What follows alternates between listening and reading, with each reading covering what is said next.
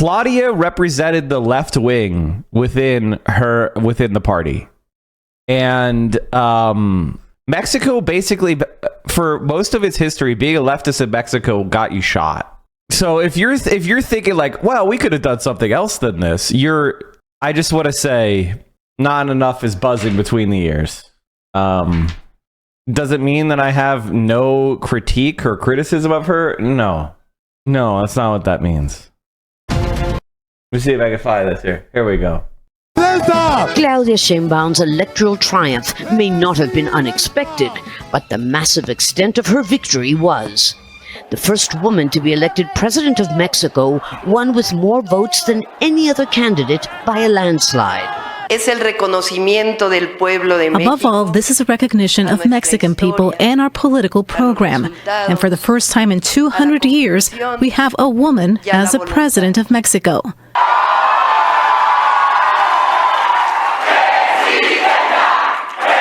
As I've said before, I am not arriving alone. We women arrive together.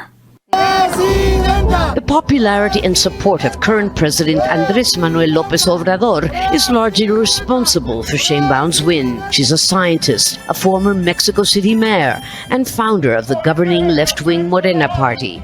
In fact, López Obrador had singled her out as his preferred successor years ago.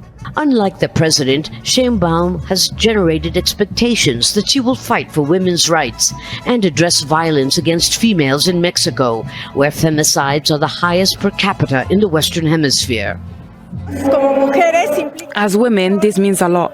It means breaking through the glass ceiling that we've had for centuries. It means, at least for me, breaking the stereotype that a woman cannot take a leadership role. Sheinbaum promises to continue the president's social programs, but critics are worried that she will also push other policies seen by many as authoritarian. Certainly on the campaign trail, Claudia Sheinbaum fully endorsed López Obrador's policies, his model, his proposed constitutional reforms, and those represent his efforts to really weaken some democratic checks and balances in Mexico, to centralize power in the federal executive branch, to further militarize power within and beyond the security sphere. The election campaign itself was marred by unprecedented levels of violence. Election day also saw people killed and polling stations attacked during the country's mounting security crisis. Mexico's next president will have her work cut out for her. But supporters' overwhelming support for President López Obrador may not be as easily transferred to Sheinbaum. She will have to strike a delicate balance between keeping her promise to follow his doctrine, while at the same time trying to find her own voice. Lucia Newman, Al Jazeera, Mexico City. That is called a wind guard, chat. That's a wind guard. I think one of the things that's very interesting is people are incredibly stupid, and it's very frustrating to see how dumb some of the analysis is. Like, listen, I always try to look at the the ultras and their whatever an ultra or a trot is saying something. I tend to look at it and. Wow, they're stupid on Sheinbaum. This one is, they're taking the cake on this one. They're taking the cake on this one. Yeah, you know what she should do? She should declare war on the United States. Whew. This one is real dim, real stupid. Whew.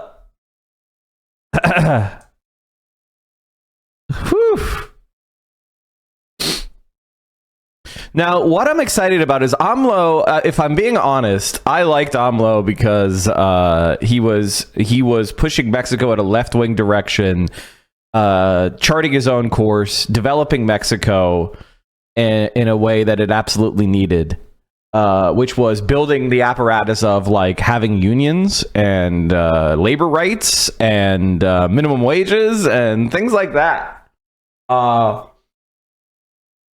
But he was also a little bit of a kook. I'm not going to lie. He was a little bit of a kook. And so it was harder to be as full-throated in support of him because, you know, he did kooky shit.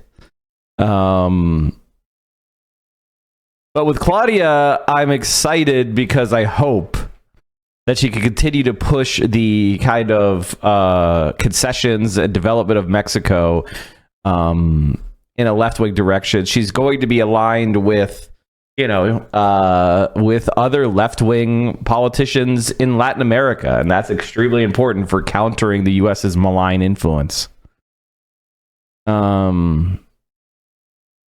He believed in elves, started high-speed rail in Mexico, nationalized oil again, made the peso the strongest it's ever been. Oh yeah, he's definitely, I mean, and the reality is that, like, she won with over 60% of the vote.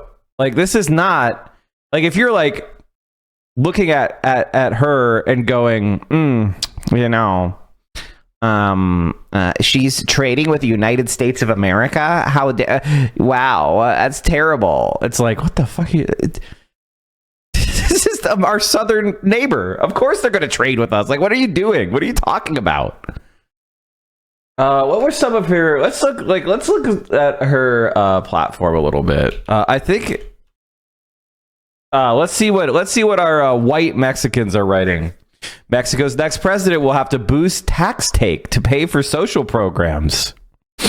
Here's an analysis. But I think that's a reality that most Mexicans do recognize. Now this covered the president. On December 1st, Mexico will get a new president. Former mayor of Mexico City. Oh, this is old shit, guys. This is old stuff. I don't want anything. I don't need to do a whole retrospective on AMLO. It's incredible how leftists finally decided to make their own party in Mexico, and now it's absolutely smashing the vote. The president leaving power with 80% of approval. Imagine if we did the same. So true, bestie. Very smart post. She is an academic, Nobel Peace Prize winner, climate scientist, pro-Palestinian Jew, feminist, and AMLO's protege. I know. But have you considered that she hasn't waved the magic communism wand? Have you considered she hasn't waved the communism wand? I don't think you should get too excited. I think you should criticize.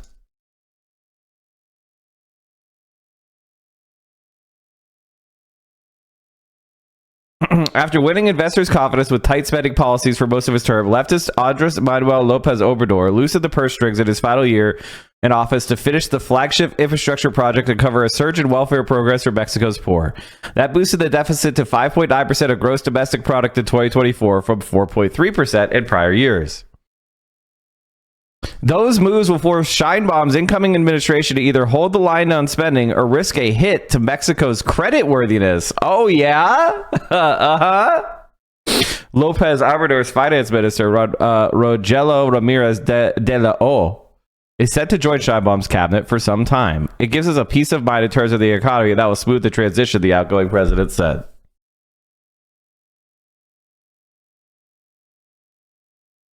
The solution for Latin America's second largest economy, according to economists, analysts, and former top government officials, is some sort of tax overhaul which will boost government revenues, despite Mexico's next leader saying she has no plan to raise taxes.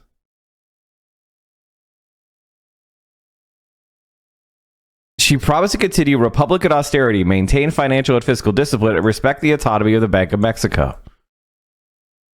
Despite these pledges, the election sent shockwaves through the market as the ruling Morena Party and its coalition partners look primed for a congressional supermajority, which would make constitutional change easier and diminish checks and balances. Guys, they're so popular that it means that there won't be obstruction. Oh no!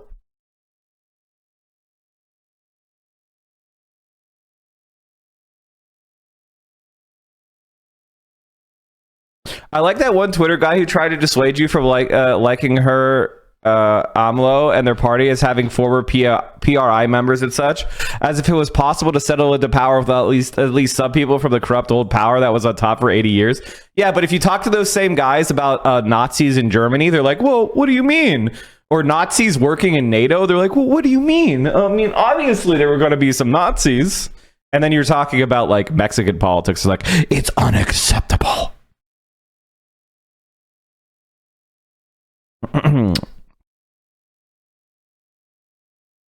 Some bills are perceived as leading to institutional erosion and weakening the current checks and balances, and several are not viewed as market friendly. With full control of the House and for practical purposes likely the Senate as well, the probability that a significant part of this broad agenda is approved increased significantly, said Alberto Ramos, chief Latin American economist at Goldman Sachs. Yeah, guys, when I want my political analysis, I go to Goldman Sachs. Ever since Fetterman, you don't believe anymore. Claudia is the real deal. I think she's gonna be a good. I'd love to see Mexico. Like, if Mexico could develop relatively quickly, that would be a major counterbalance of the United States. Like, if Mexico and Brazil continue their upward rise with left-wing presidents, the United States of America will be rapidly contained within its own hemisphere. Like, that is something that we need to be rooting for and we need to be promoting, is the rise of Brazil and the rise of Mexico.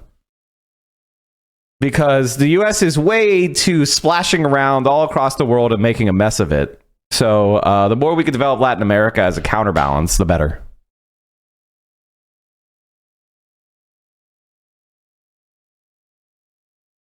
No fiscal reform in sight. Sheinbaum, who will take office as Mexico's first woman president in October, has said she will look to cut red tape and improve efficiency of tax collection at customs. I'm not thinking about a deep tax reform. I think there's still many opportunities for tax collection, which is actually right. It's, you know, in Mexico, the problem isn't the tax rates, it's the tax compliance. So going and just enforcing existing tax law and getting more money from white people who are dodging taxes is absolutely the way that you could raise revenue without further raising the rates.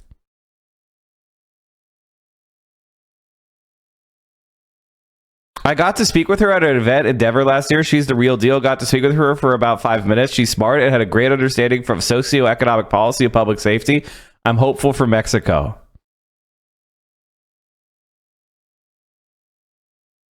Imagine if Mexico took advantage of cheap Chinese solar panels and EVs in the vast deserts they have. I mean, I think that's actually what they're going to do.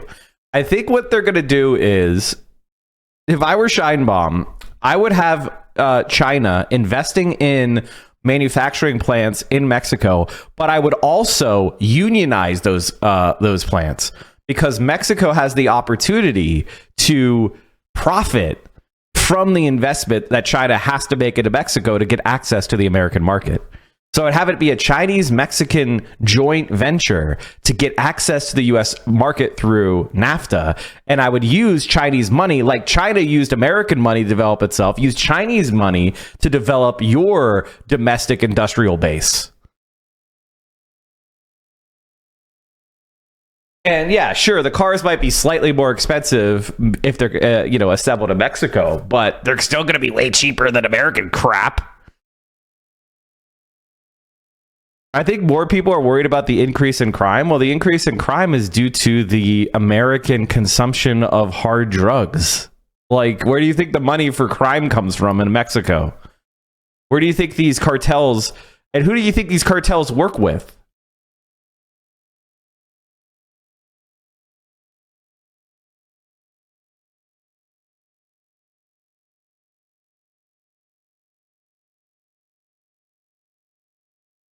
The idea of tax reform is a debate we should have, said political analyst Fernando Dworak. Everyone is talking about what they're going to do, but nobody mentions how they're going to pay for it.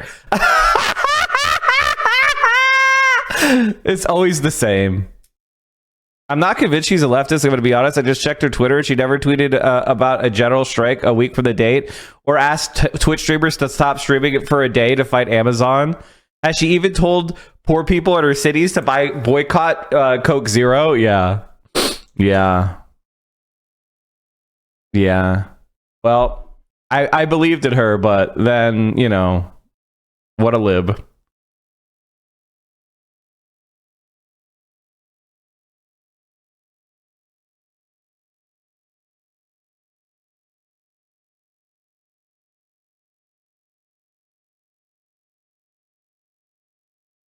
During his administration, Lopez Obrador managed to increase tax revenue by clamping down on evasion and forcing big corporations to settle tax disputes worth billions of dollars. That brought a 48% rise in tax revenue in nominal terms from 2018 through 2023. But experts warn it's not a repeatable policy. 6 years ago, there was room for savings on the spending side and improvements in the state's ability to collect taxes. Now, as Quevel added, the new president will have to find different solutions to a worsening budget conundrum. Mexico's tax take still lags far behind its peers, amounting to only 16.9% of GDP in 2022, far below the 34% average for member nations of the Organization for Economic Cooperation and Development, of which Mexico is a member. Even more striking, Mexico was below the average of 21.5% among Latin American countries. So in other words, there is a massive opportunity to increase taxes in Mexico and provide a significant increase in social spending.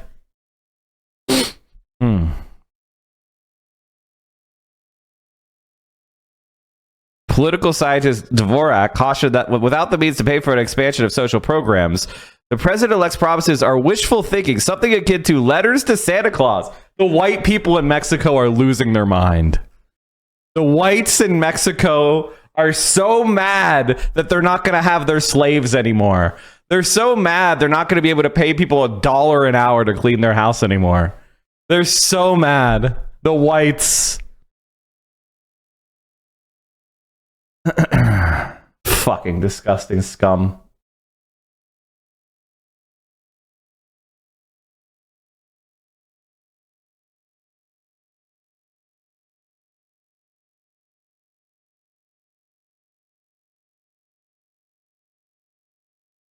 I wonder if MSNBC did anything on this.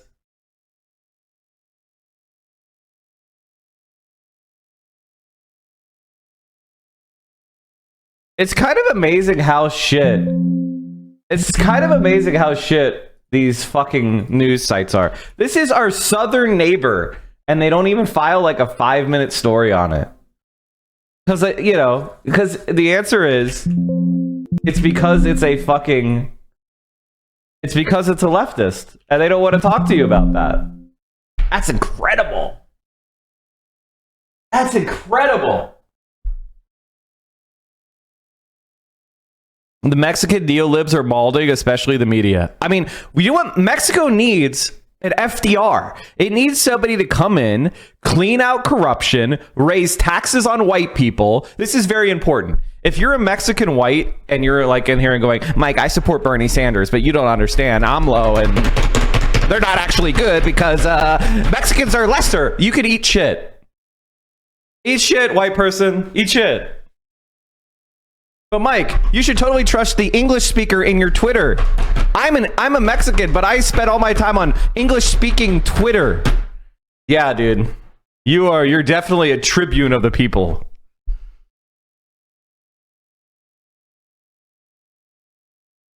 My conservative grandpa said the cartel party won. Hey, this is what you should show your grandpa.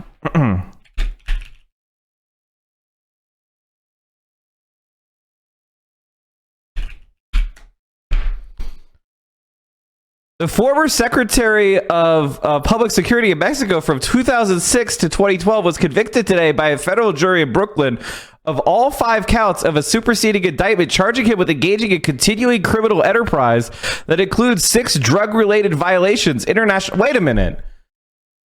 Garcia Luna, I thought that guy was in the Conservative Party in Mexico.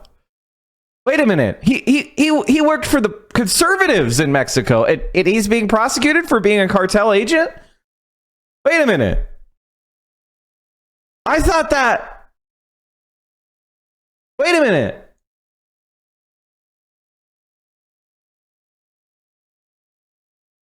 Gennaro Garcia Luna is a former Mexican government official, engineer, and convicted drug trafficker. He served as Secretary of Public Security in the federal cabinet of Felipe Calderon. Wait a minute, chat. I by the way, sorry if you're a Spanish speaker. I am so white I can't pronounce Spanish names correctly. It's just my autism. Be gentle. Wait a minute. The National Action Party. Wait a minute, guys. It's one of the main. It's a conservative political party in Mexico. What? The conservative political party in Mexico was cooperating with the drug cartels? What? I think what your conservative Mexican grandpa was saying is he likes the cartel party and he wants it back. The cartels cannot be solved as long as there is infinite money and guns available to them in America. I would say that the cartels are more of an insurgency than a criminal enterprise. And obviously they get all their money and guns from the United States. Duh, because the CIA is very firmly entrenched within organized crime. Organized crime is how intelligence services operate. How do you think you bribe people? How do you think you kill people extrajudiciously? How do you think you smuggle things between countries? By having connections to organized crime. It's not like intelligence services. I mean, go look at when they tried to take out Castro. It was the CIA and organized crime were basically the same thing. But they only worked on that one thing, guys. What's your strategy for curing cartel violence while the U.S. keeps nourishing them? That is a very difficult question. That's a very difficult question. My first thing would be to... man. From the Mexican perspective, it's a very difficult question because the U.S. is the malign force.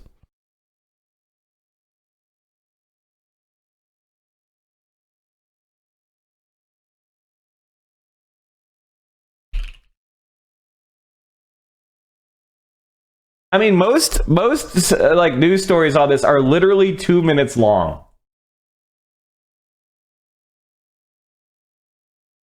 And we want to begin with NBC4's Macalo Medina. He is live in Mexico with a pulse on the reaction there. Mac.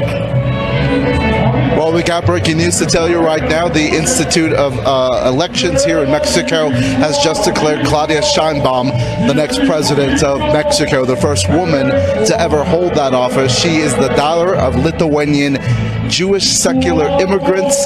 She is a former climate scientist who worked at Berkeley. She's the former head of government for Mexico City, and now she's the first woman to lead Mexico. I want to take you live down to the Zocalo. We don't think the crowd has gotten word yet. They just made this announcement a few moments ago. They're saying that they really looked at the results. Sheinbaum getting between 50 to 60% of the votes. That's about what we've seen throughout the night, really throughout the campaign. She's led by double digits for most of the time here during this campaign for president of Mexico. You can see the crowd down there. They've been listening to music for the better part of the evening, waiting for word on whether or not their candidate would be declared winner of the presidency of Mexico. And again, that has just happened moments ago. We anticipate they will have a reaction once they hear of that right now. But at this moment, once again, the Institute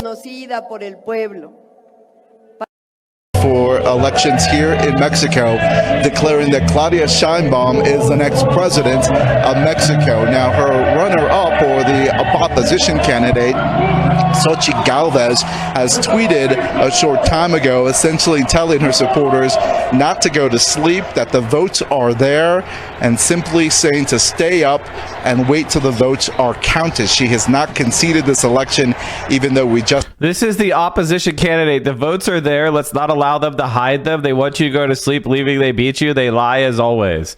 Hey, wow. Is every right-wing party just becoming Trumpian? Is every right-wing party going fascist? The answer is yes. Just heard moments ago from the National Institute that Claudia Sheinbaum is declared the president of Mexico. If I look back, I can see, we'll take you back live to that scene down below. You can probably get a better sense of the crowd's reaction. They may be hearing the news now, which will be, yep, there it is. I think they're hearing it now. They are reacting to the fact that their candidate, the leader of the incumbent party, Claudia Sheinbaum is the next president of Mexico. We're expecting her to make her way down here. She's expected to apparently have some sort of comments up the road from here and then march from the Alameda, which is about maybe a mile walk to the Zocalo, where she'll take the stage here and then talk to her supporters about being the next president of Mexico. As you mentioned, this campaign has been marred with so much violence over the course of the last several months. More than 38 candidates killed in this campaign. Both Claudia Sheinbaum and Xochitl Gálvez have really talked about violence and the need to really address this head on. And now that Sheinbaum is declared the winner of the Mexican election, security will be her top concern, in the crowd now reacting to the news that their candidate is the next president of Mexico. This is historic, folks. We know that. First woman ever elected president of the country of Mexico, and everyone here will certainly have something to say about it. That's the breaking news live from Mexico City. I'm Mikhail Medina. Now back to you.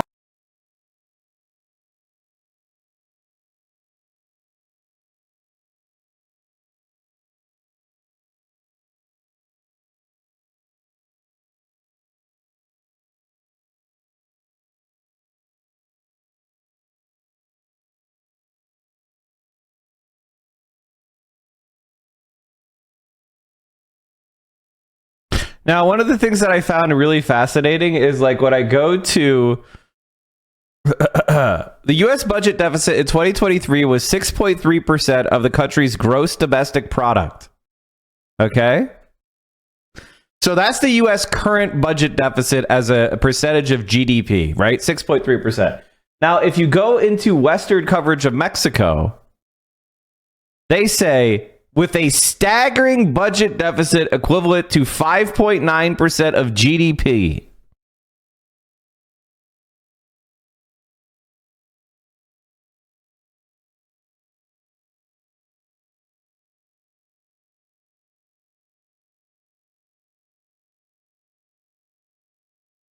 Would the AP ever say that Joe Biden's staggering budget deficit of 6.3%? So it's fascinating how those discussions are concluded. And by the way, look at how bad it got in COVID. 14.6%, 11.7%. It was never that big in Mexico.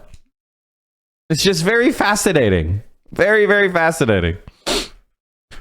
I mean, I think the key challenges for Mexico is going to be a victim of climate change much more than even the United States is.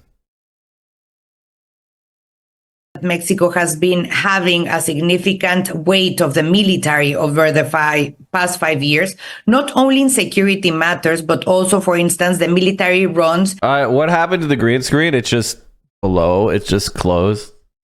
It just closed behind me. Vio got me a camera a month ago, and I need to get a lens. And then like a capture card and all that kind of stuff. And I have behind me Portable Romeo and an orangutan, which is one of my favorite animals. I got it for Vio at the Bronx Zoo. And then behind me is when I go to the bathroom, I've got a Peepo T framed behind my head.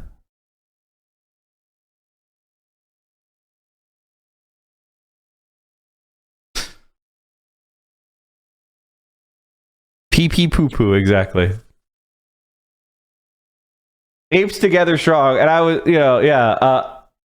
I sent this to Vio yesterday because I was like, this is just me.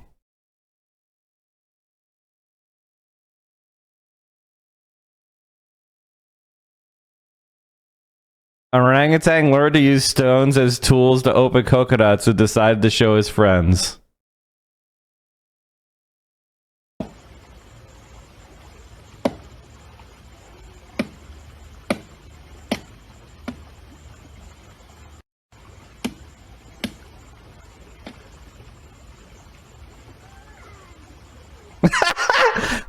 the one ape going like, what is this? Come on.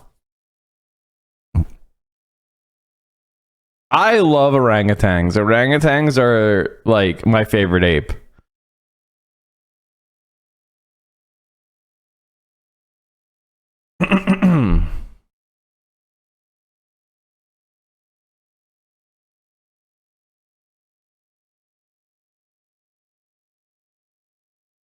I don't want to meet one because I don't feel like we should interfere with them, but I like them.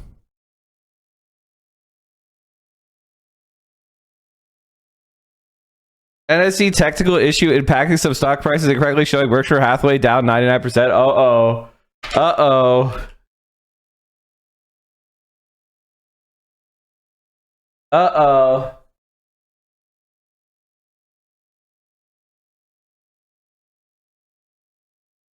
GameStop shares jump 30% after Roaring Kitty trader posts account showing $116 million position. Chat. Oh my God. We need to start short selling. Oh my God. The moment this guy posts this, oh my God. Holy shit. Jesus Christ. Not going to short sell because you can get margin called. Just buying puts. Just buying puts.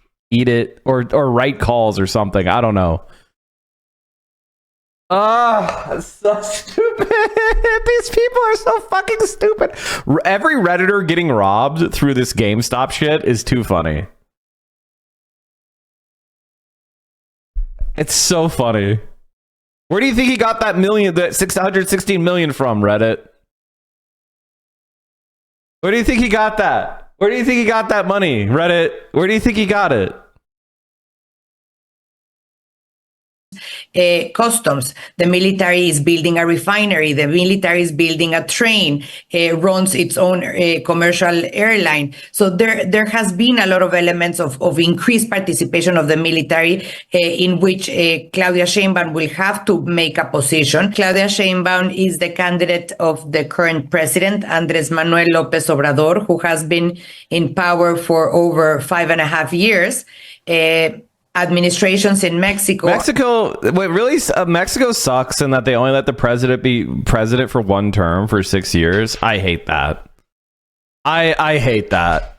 They really need to eliminate that. If you have a 2/3 majority, I would eliminate the term limit. It's fucking stupid. It's actually stupid. It's actually stupid. Like, if AMLO has 80% approval, he should be allowed to run for president again. It's idiotic to go, well, the Constitution doesn't want you to have the president you like. That's dumb.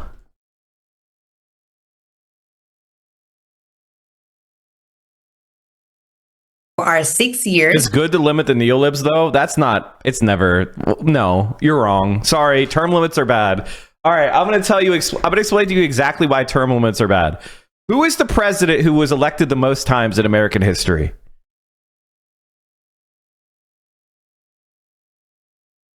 FDR, correct. Everybody passed 6th grade. Who is the president that expanded the social welfare state in America the most? Well, would you look at that? After which president did they enact the term limits? This is something that leftists in America constantly do, which is like, there's some facially neutral restriction that's obviously designed against the left, and they conjure in their mind some way it could help the left when it manifestly helps the right. I'll give you another example. I don't like Obama. Personally, I think Obama is a centrist piece of shit. Would Obama have beaten Trump head to head?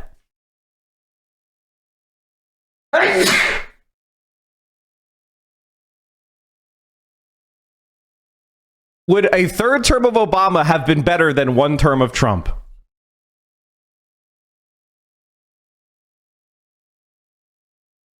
I rest my case. Like, even if I don't like Obama, he very likely would have beaten Trump. He would have replaced Ruth Bader Ginsburg with another liberal. And then it's just a waiting game for one of these conservative freaks to have died or retired, like Kennedy did. it's very likely they would have just given up and retired, and that would have allowed the Supreme Court to flip 5-4 liberal for the first time since the 60s. Do you have to be for term limits in the horseshit Supreme Court? That's different because it's not an elected office. If an office is not elected, I'm okay with term limits because that person doesn't have democratic legitimacy. Personally, I think the Supreme Court should I think every president should get a certain number of Supreme Court judges. I think it should just be, if you get elected, you get a certain number of Supreme Court judges. And that should just be that. But every president gets 2 or something. The idea that Obama got 2 in 8 years and Trump got 3 in 4 years, that's fucking stupid. Term limits don't limit the center or right because their people are puppets for larger interest groups. Exactly. Well, here's how I would put it. When you create term limits and you move power away from elected politicians, the power doesn't go away. It just accumulates somewhere else in some other institution. So if you remove the power from the politicians, if the politicians are constantly being cycled out and thrown out of office by a term limit, where's that power going? It's going into the hands of lobbyists. It's going into party apparatchiks. It's going to places that are not vulnerable to democratic correction. You are creating a deep state that is immune to being voted against. And that's exactly why people support term limits, because they understand it's an anti-democratic reform. Because on its face, somebody serving for 5 terms doesn't matter if the elections are legit. It just means the voters like the person. I'll give you another example. Would you fire someone as chief of surgery because they had 20 years experience? Would you go, we should have term limits on the chief of surgery at my hospital? Nobody should be chief of surgery for longer than 5 years or 8 years. Huh? What? Doesn't make any sense. You want people to have jobs that are based on their demonstrated competence. And that is especially true of something like president. I just checked Reddit's response on the Mexican president, and holy hell, it's a shithole. Reddit is now botted to hell. Reddit is now a CIA bot fest. Like, it legitimately is.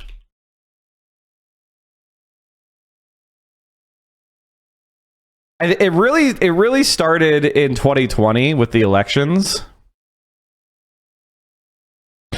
Ukraine's F-16s can strike inside Russia, NATO ally confirms. Guess what's going to happen to those F-16s? They'll get shot down.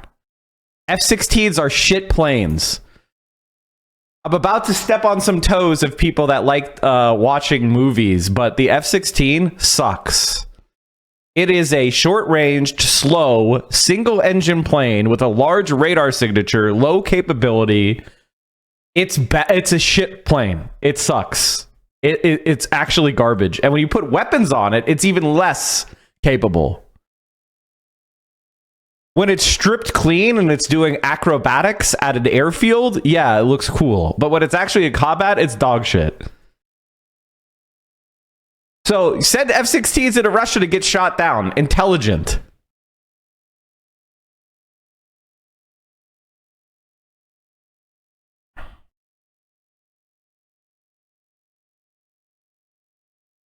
On the one hand, it's good to have our first female president. On the other hand, it makes no difference since she's just an extension of the current one. 3 cheers for the cartel lady. Hip hip hooray. Now, guys, Lopez Obrador has an 80% approval rating. How come the top vote in Reddit is an anti? This is insane. This is an extremely marginal opinion in Mexico. Very progressive from cartels to install female president.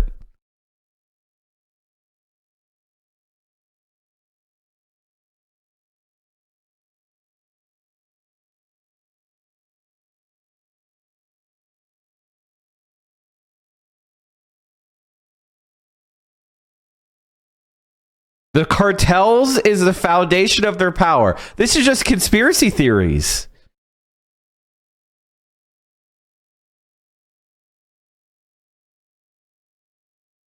So far, every comment is cartels.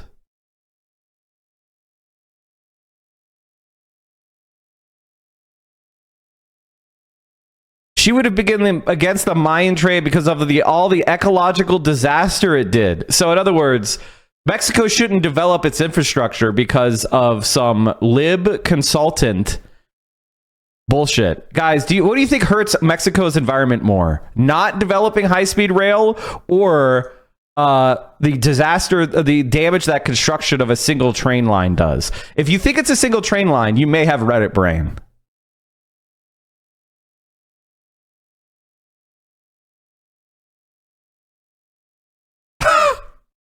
Terminal Reddit brain. Terminal Reddit brain.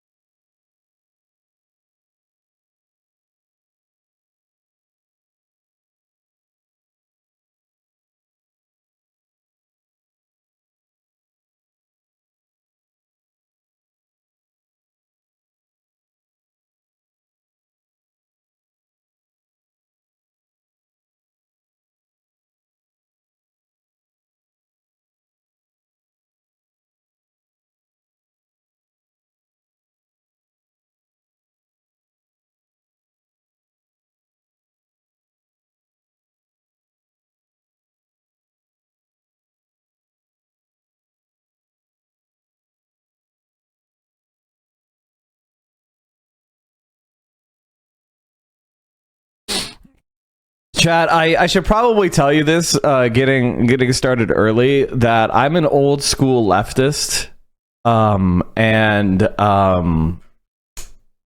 I am anti-green. Basically, if I see greens in opposition to some project that's not specifically like a fossil fuel project, I ignore them because they're wrong. So, yeah. Yeah. Yeah. They say this because AMLO was perceived as being gentle on the cartels for not continuing the total war with them that only cost more lives. There wasn't a total war. That is television. That's television. That was television. The Minister of Security was working for the cartels under the Conservative Party. You understand that, right? Like the previous Conservative Party, they were pretending to fight the cartels. They were actually getting bribes and they were in bed with the cartel. Like the whole thing you saw on TV, like, oh, total war. That wasn't happening, right? Use your fucking head. The head of the Ministry of Security under the last conservative government is in federal prison in America for being the guy in charge of the Mexican police is now in prison in America for being bribed and connected to Sinaloa cartel. There wasn't a total war. That was made up.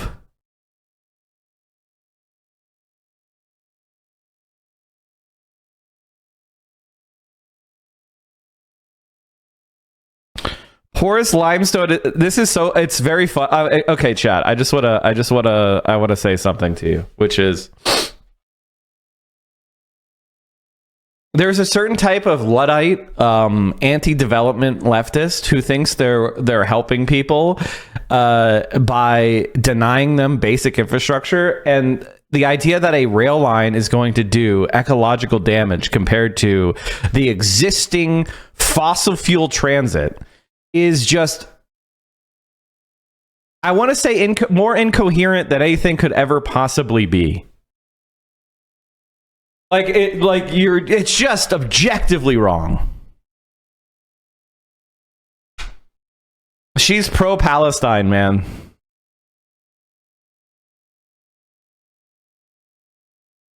All right, somebody says, show the majority report. Subreddit. Hold on.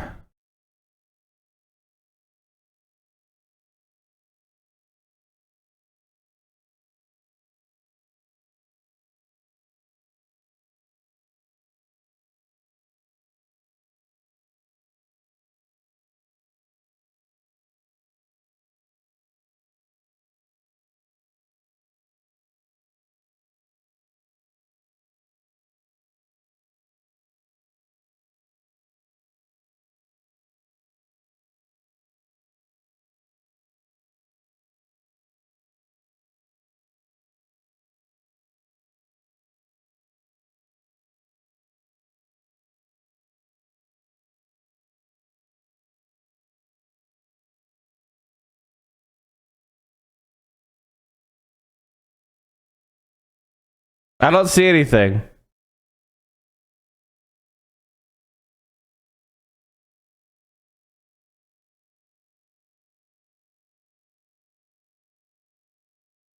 I think once you list back surface level, she's got some issues and maybe not quite worthy of massive celebration. Guys, I wanna let you know something.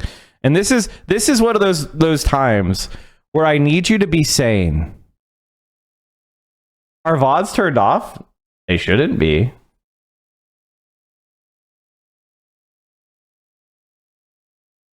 Oh, fuck. Huh. Let me take a look at this real quick. Yeah, let's keep watching this. There's no re-election. So she is a physicist and she has a PhD and she was a former mayor of Mexico City. How did she get from science to politics? Well, she started by being a social leader in the National University of Mexico, a student leader. Then she passed on to local government, close to Andres Manuel López Obrador, in the Ministry of Environment when Andres Manuel was the head of Mexico City. And then since there, she became a powerful force within Morena, the president's party. She became the mayor of Mexico City. And from there, she was selected by the president as the candidate for his movement for this presidential election. This is quite an extraordinary moment, isn't it, in Mexico's political history for a woman to be elected? Yeah, definitely. This is the first time in history that a woman is elected for president of Mexico. Women were granted the right to vote 71 years ago. So my mom was 7 years old when that happened. So it's very recent. And we have been I know exactly what the Maya train is, guys. I know exactly what it is.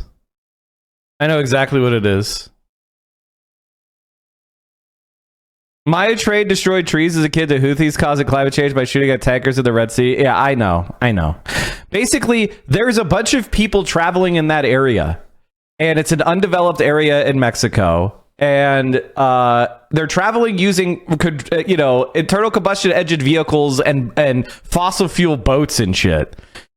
Building a train and developing that area and so that it has infrastructure connections actually reduces the climate impact, reduces the impact on the local area. Anybody arguing against that is they're in mumbo jumbo land. They're doing mumbo jumbo land. And somebody will respond to you in this kind of like anarchist left method, which like you support tourists destroying indigenous land, and it's like, well, is anybody proposing banning tourists? No, that's not actually on the table. So the choice is between the status quo, which is a region that doesn't have infrastructure connections and is ravaged by tourists using the most polluting possible transit, or developing a railway connection system which minimizes the impacts. There's going to be impacts, absolutely. Like any kind of development is going to change the land from undeveloped to developed, but it's not like it's uninhabited. So you're actually going to reduce human impacts on those things that you claim to prize. So that's kind of the situation. And so as I said before, I'm an old school leftist. I'm not a green. I'm not an anti-human. I'm not somebody who just believes in obstructionism, because anything, a lot of Greens practice a certain type of politics where it is this human development? Block it. And they just use every lever to block everything, no matter what it is. Because they have this logic of, well, if we block every development, then humanity will have less of an impact. And that's actually not even close to correct. Like that's just the strategy that so many Greens. I mean, they're doing it in the California high-speed rail, for fuck's sake. Do you think the California high-speed rail would reduce or impact the environmental damage in California? There are lib green groups trying to block that. Does that seem like it makes sense if you care about the environment? So yeah, no.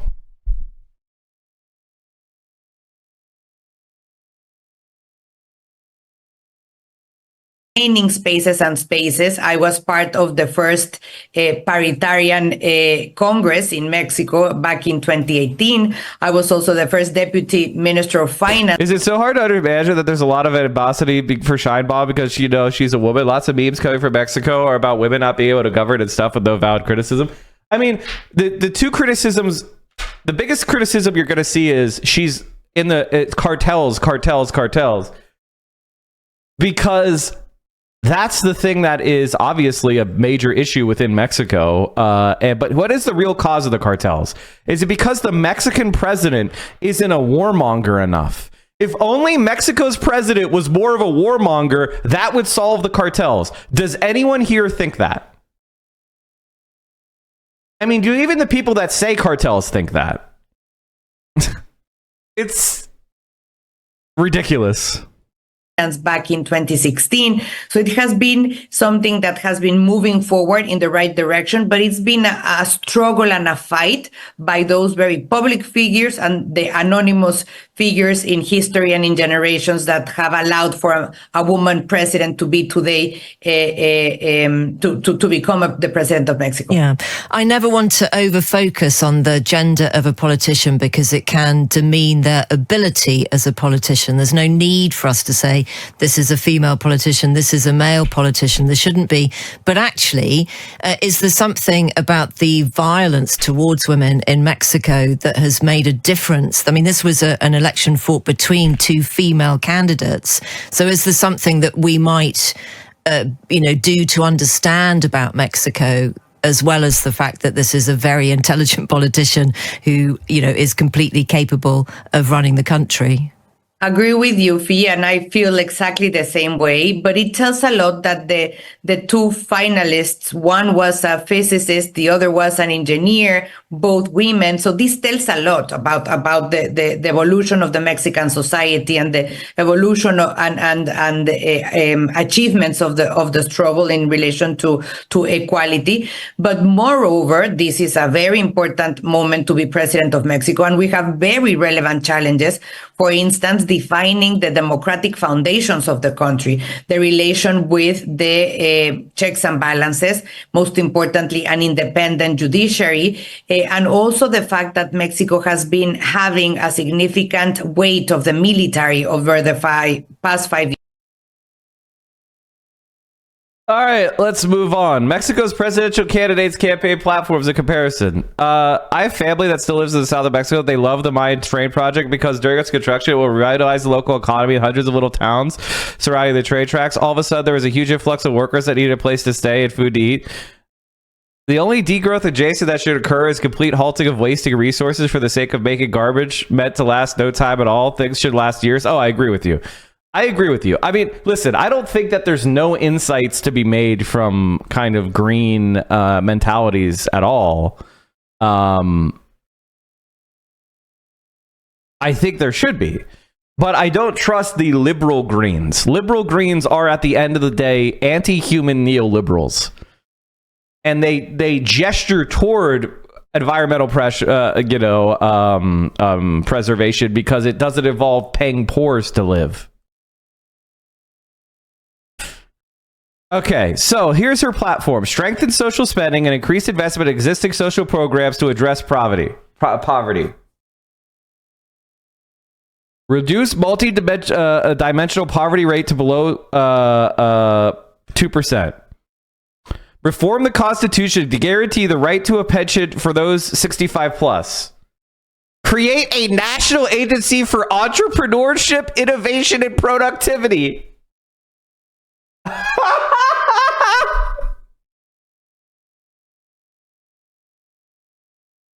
Wow. How did she lose, chat?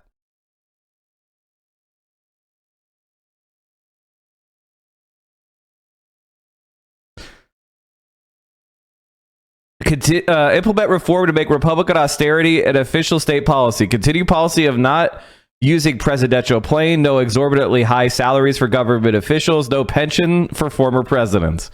I don't agree with this. This is a little bit weird.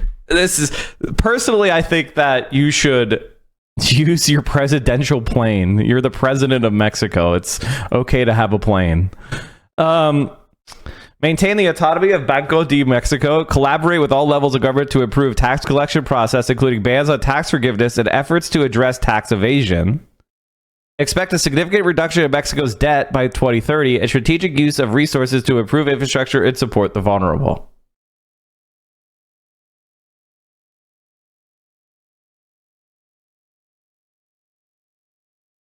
Okay, this strengthened social spending doesn't... There's not enough there. So the conservative wanted to spend money on highways.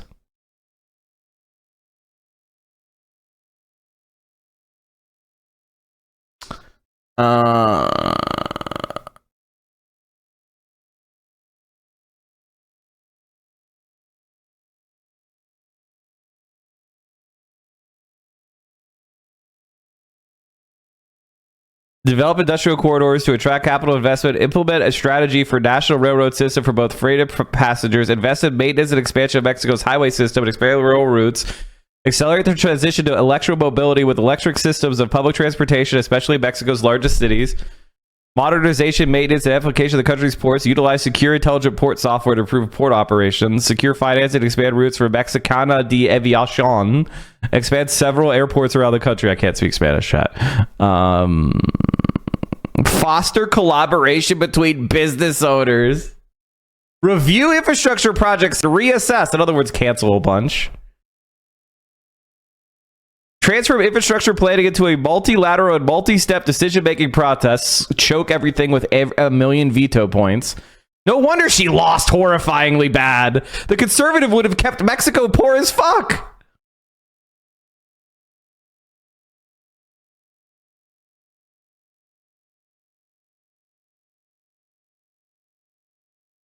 Strengthen the Secretariat of Security and Citizen Protection, especially in terms of intelligence gathering, investigation, facilitate its collaboration with the National Guard and Attorney General's office.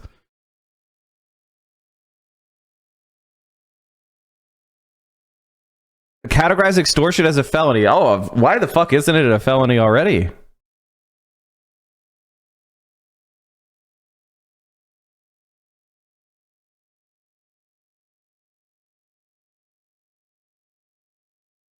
Double the size of the National Guard.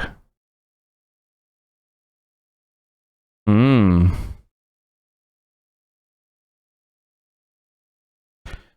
a national auditing system. Let me see if audits are up at the conservative side. Yeah,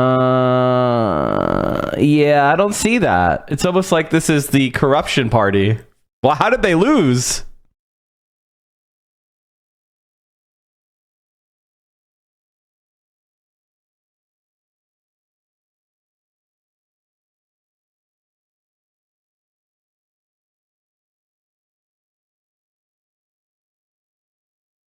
Elect via popular vote magistrates and officials responsible for Mexico's electoral process. Uh-oh. Less CIA action. Uh-oh. God, they're awesome. The more I look into this, the more leftist and more I'm happy. The one thing that makes them really good is that they like to seize power. This is the one thing that I really appreciate. This is why they're winners. Because they don't allow lib concerned trolls to let them slit their own throats. They're like, yeah, the electoral system is incredibly biased against us. We're going to go ahead and fix that. They don't go, but what if we attack the Supreme Court? The legitimacy of the Supreme Court will be declining. It's like, well, maybe it should be declining if it's corrupt.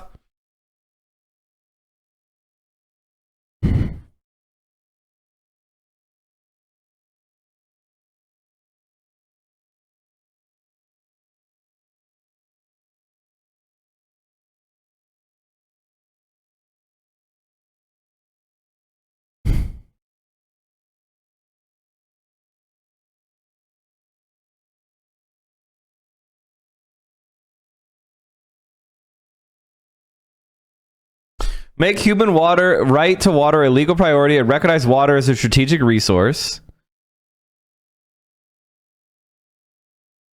Promote policy of energy federalism. So each state contributes to national energy policy while also developing... This is horrifyingly terrible.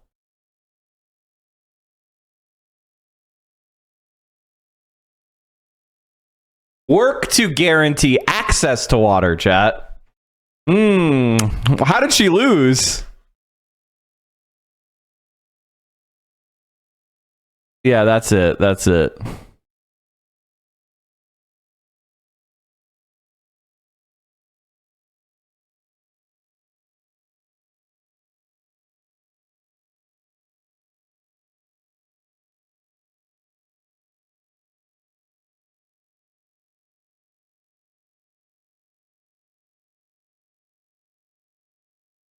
Strategically define relationship with China. Uh-oh. So this was the CIA candidate, 100%.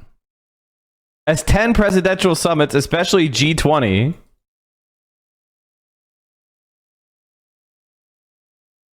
Reinforce communication, coordination, and collaboration with the U.S. Mm-hmm. Mm-hmm.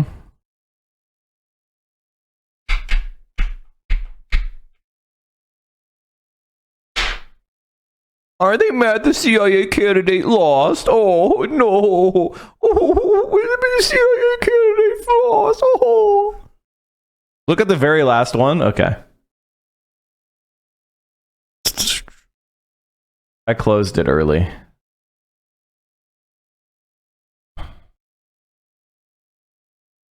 Yeah. Strategically define relationship with China. Yeah. In other words, I'll be the American puppet. That's the conservative candidate. How did she lose so horrifyingly badly? Maybe because her policies suck.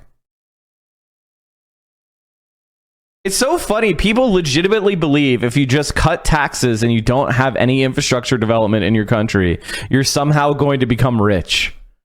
Like if you just let the free market thrive, your country will be rich. Can you give me an example where that happened? No, I can't. That never happened.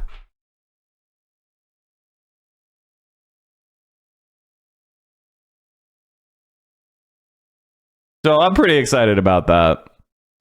That's pretty exciting.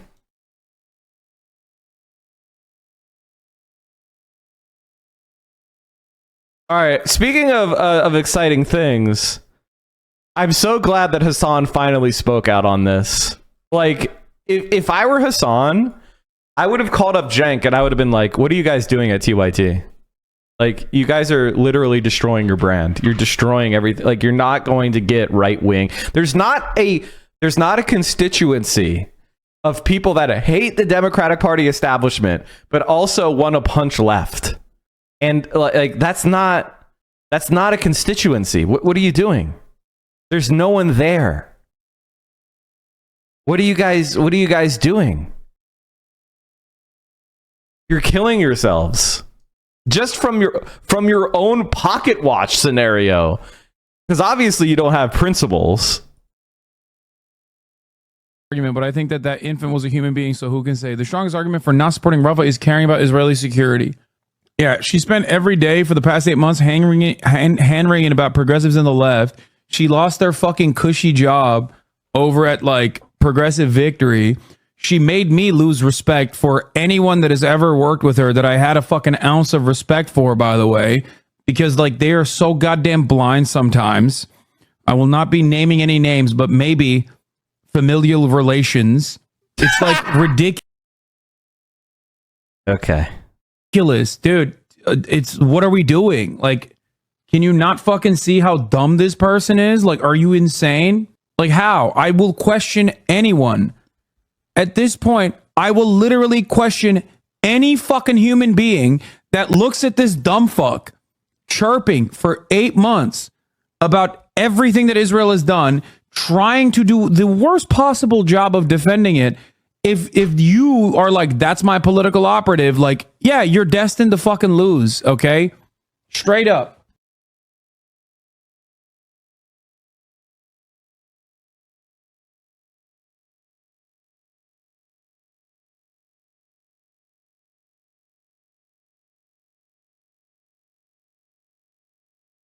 All right, if you're an English speaking Mexican white person, I don't trust you. I'm just going to say that straight off the bat. If you're a rich white Mexican and you're shitting on a party that has 80% approval and just won an election by a massive landslide in every state, and you're like, well, here's why she's actually bad. I don't trust you. I'm going to say it straight off the top. Straight off the top.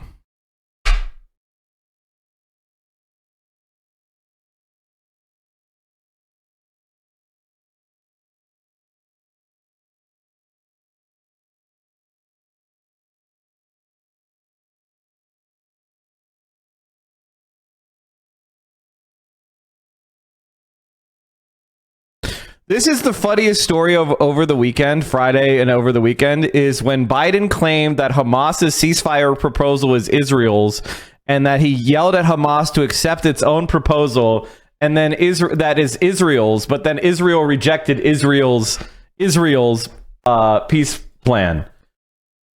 This is the news funniest is funded story by viewers like you. Please all support our weekend. work at democracynow.org/give. My Gen Xer parents hate AMLO because they grew up in the north of Mexico, and apparently Northerners look down on indigenous/southern states. Yikes. Why do you think Mexico is a poor country? Because of racism, because of corruption by conservative Mexicans and white Mexicans holding power in the country. That's why it's undeveloped. Because let's get down to brass tacks. The reason why Mexico is not as developed as the United States is because white people in Mexico held the power for 100 years. They ruled with corruption, and they saw brown Mexicans as slaves and people to be exploited and to be treated as less than human. And they have done so. And they have built armed enclaves where the white people live, and the rest of Mexico has been allowed to rot. And AMLO is about the rest of Mexico finally claiming their humanity. Now, is it a perfect leftist party that I agree with on everything? No, I think it's not. But it is about speaking to indigenous and poor Mexicans where they are and developing a Mexican national identity that actually cares about the development of all Mexicans, not just the rich whites living in gated communities. And this is a pattern that Latin America has followed. And this is how the United States has managed to control Latin America, keep it undeveloped, by addressing itself to the rich white people that continued to rule over those countries after the colonizers supposedly left. You had the Spanish Empire, and then who did they hand power to? The white Spaniards who lived in that country. And they've maintained that political system ever since. And you're finally seeing that start to break in places like Brazil, in Colombia, in Mexico, and Chile, as those non-white Latin Americans and poor Latin Americans rise up in political identity, rise up in political power, seize control of their democracies. They are developing at gangbusters rates. Joe, look at Bolivia. Go look at Brazil. When those indigenous and left-wing and worker parties took power, what happened to the economies of those countries? They grew exponentially. And I think that one thing that people, I would say this about my politics. I believe that to develop into socialism, you must first develop. You're not going to go from an undeveloped territory to full communism. Communism is a higher stage of advanced industrial society. It is not a stage where you could skip over the part where you develop society's productive forces. You can't jump over that into socialism. I'm not an anarchist. I don't believe in magic. I think if you're going to develop humanity to a higher form, it must develop to that higher form. It must develop the productive ability to provide those resources to everybody. It must have an educational system. It must have a medical system. It must have industrial policy. It must have an energy system. It must have security. It must have an actual functioning society in order to develop into something that goes beyond just pursuing profit. You need showers in order to prevent disease, as an example. How do you have a shower? You have to have a water system. How do you get water to everyone? You can't get water to everyone just from all of us individually deciding to collect rainwater. You need to build a water system that it connects to everyone to ensure that everybody gets high quality, clean water. And it just so happens that developing a water system is better for the environment. It's less waste. It is, make sure you can ensure that the water is clean. You can actually provide assistance to those who might not be able to afford it. That is what I'm talking about. That's what I believe. If you're somebody who thinks you could jump over the part where you develop a country to go directly to communism, if you're a person who believes Bolivia can just jump from colonized, ruled by white minority, subjugated, poor, agricultural, highly exploited and extractive economy to full-blown socialism in a single day, then you don't agree with me in politics, okay? And that's just that simple. And it's okay. You're wrong. It's fine. Maybe you could wait for your magic to happen somewhere and you can point it to it. I've never seen it. Maybe you can show me where we magically magic ourselves from a horrifying neo-imperial capitalist hegemony to magic socialism day because we voted for the purest candidate. This is kind of what Karl Marx thought about Germany pre-World War II. Germany, he was right. Unfortunately, the revolutionaries lost because they weren't organized. There was a communist revolution in Germany. It was blocked. All the conditions that Marx said needed to happen, everything that he said was going to happen, happened, except what? There wasn't a vanguard of revolutionaries who were ready to seize the moment. There was naive, lib-minded people who were taken advantage of. And so the fascists could suppress the revolution in cooperation with liberals. And that was the problem. The socialists trusted liberals. Never trust a liberal.